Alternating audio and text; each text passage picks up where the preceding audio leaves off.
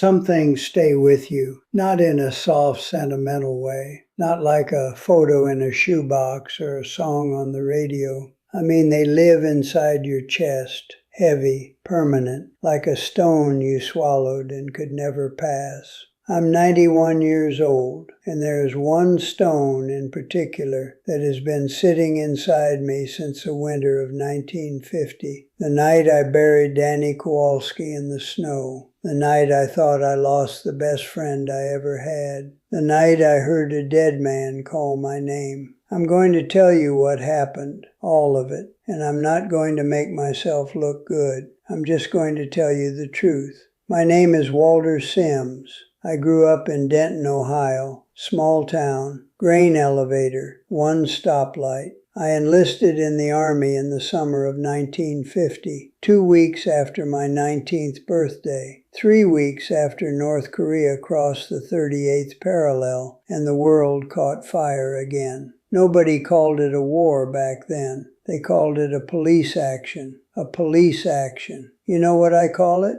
I call it the place where I left most of myself behind. I served with the 2nd Infantry Division, 8th Army. We were pushed hard that winter. The Chinese had come across the border in October and hit us like a wall of water. Cold like I cannot describe to you. Not uncomfortable cold. Not bundle up and have suit cold. I mean the kind of cold that makes your rifle bolt freeze, that turns the ground into iron. It creeps inside your sleeping bag and wraps itself around your lungs. And somewhere in all that cold and confusion and fear, I found the best friend I would ever have. Eddie Kowalski was from Pittsburgh, steelworker's son. Big hands, wide shoulders, a laugh that sounded like a truck backfiring. He got assigned to my unit in September 1950, and within 48 hours we were inseparable. You know how that happens sometimes. You meet someone and it's like you've known them your whole life. Eddie was like that. We'd stay up past lights out, whispering in the dark about home. He talked about his mother's kielbasa. I talked about my father's apple orchard.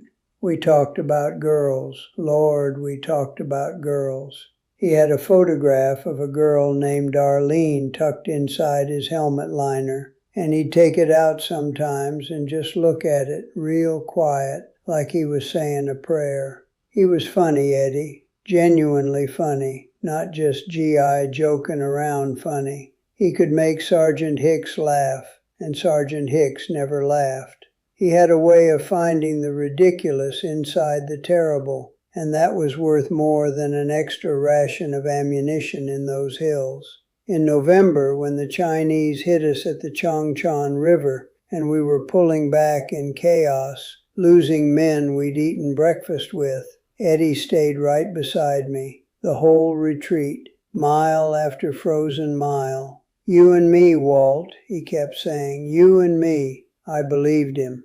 I should have known the world doesn't honor promises like that. January 3rd, 1951, near a village called Wanju, temperature had dropped below -20 overnight, and we were dug into a hillside with maybe 60 men waiting for an order that felt like it was never coming. The attack started around 2 in the morning, no warning, no slow build. 1 second it was quiet, the next the entire ridgeline above us was screaming. They came down through the trees in waves. You couldn't see them clearly. It was dark, there was snow falling, and they were blowing those horns, those god-awful Chinese bugles, and firing tracers that lit everything up in red and orange flashes. Men were shouting. Somebody to my left went down hard. Eddie and I were side by side in a shallow trench we'd hacked out of frozen ground that afternoon. He was firing. I was firing. Our breath was coming out in clouds and freezing on our lips. Then a grenade came in. It landed maybe 8 feet away, and Eddie moved before I could even register what it was. He shoved me backward, just threw me really with those big steel workers' hands, and I went sideways into the snow. The blast hit him. I know because I felt the pressure of it from the ground. I know because when I scrambled back up and looked, Eddie was down, face down, half buried in snow that was turning dark. I got to him, turned him over. His eyes were open but unfocused. There was blood on his jacket down his left side, a lot of blood. Eddie, talk to me. Nothing. I checked for breath. I pressed 2 fingers to his neck. Nothing. Or nothing I could feel through my frozen gloves. The shooting was still happening all around me. Men were falling back.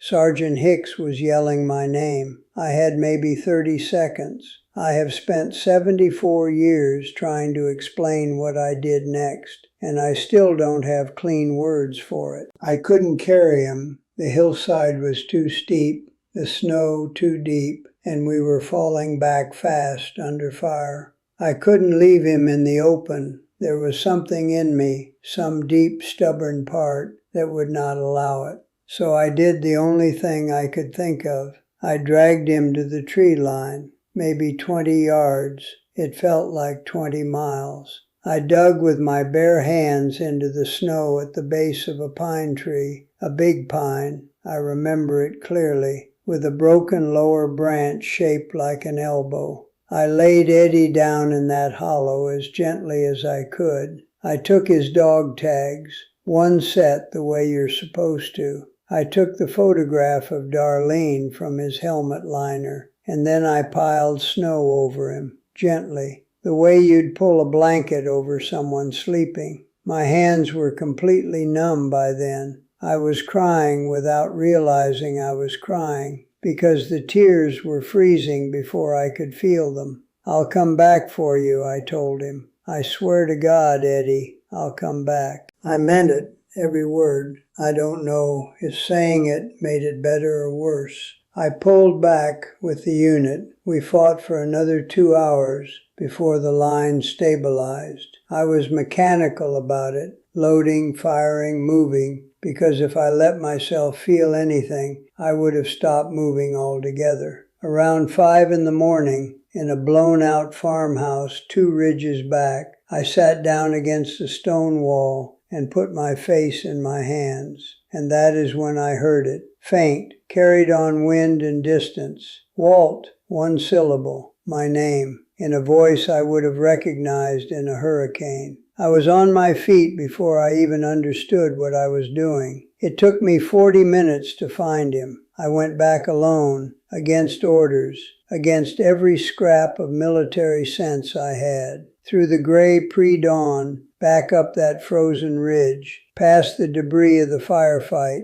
broken equipment, dark patches in the snow I tried not to look at directly. I found the pine tree with the broken branch shaped like an elbow. Eddie was alive.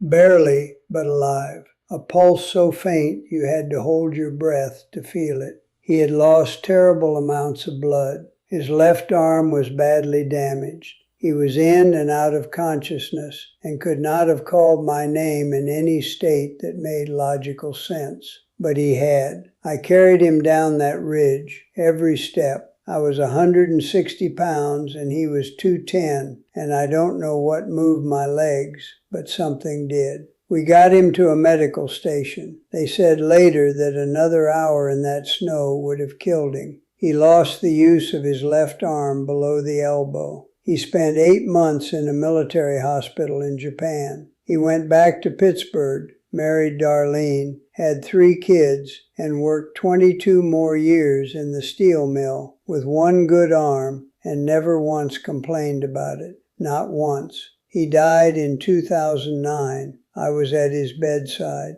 I have never in 74 years told anyone that I buried him, that I walked away believing he was gone, that the voice I heard may have been real or may have been something I cannot explain, or may have been both. Here is what I want you to take from this. Not heroism. I was not a hero that night. I was a scared 19-year-old boy who made the best decision he could with the information he had, and then got lucky enough that it wasn't the final decision. What I want you to take is this. Go back. Whatever you've given up on, a person, a relationship, a piece of yourself you think is buried and gone, go back for it. You might be wrong about what's really lost. I was. And if I had listened to my logic instead of my gut, Eddie Kowalski would have died under 3 feet of snow on a Korean hillside in 1951. Sometimes the dead call your name. Sometimes, if you're quiet enough and brave enough to listen, you hear them. I'm 91 years old. My time for going back is mostly done. But you still have time. Don't waste it.